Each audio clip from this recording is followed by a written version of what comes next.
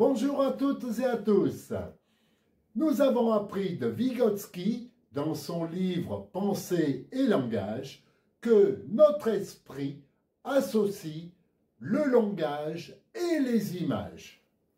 Lorsque l'on parle d'un cheval, on utilise le mot et on voit l'image du cheval. Chez les adultes, les mots écrits dominent. Chez les enfants, c'est l'image qui est prédominante. Et au début de leur vie, il n'y a que des images. Et pour les nombres, que se passe-t-il? Pour 1, 2 et 3, nous avons vu que les chiffres romains et les chiffres chinois nous apportent la bonne image technique.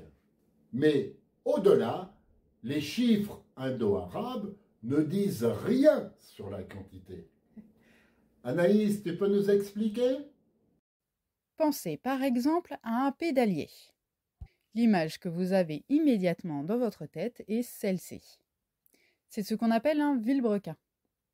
Cela fonctionne avec beaucoup d'éléments de notre vie quotidienne, une fleur, un chien, etc. Mais cela fonctionne difficilement avec les quantités. Pour 4 et au-delà, on n'a plus d'image technique.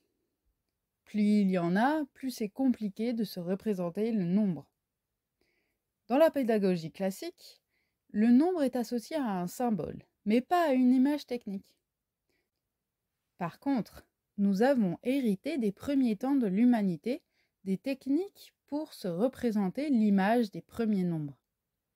Il suffit simplement de se servir de ses deux mains et de la caractéristique de notre cerveau qui peut percevoir immédiatement les quantités jusqu'à 3. Regardons de plus près ce tableau. Pour les 5 premiers nombres, il nous suffit d'une main. 1, 2, 3, 4, 5. Continuons en associant la seconde main. 6, 7, 8, 9 et 10. Ainsi, nous savons représenter le nombre jusqu'à 10 en limitant les quantités représentées à 3. Portez-vous bien!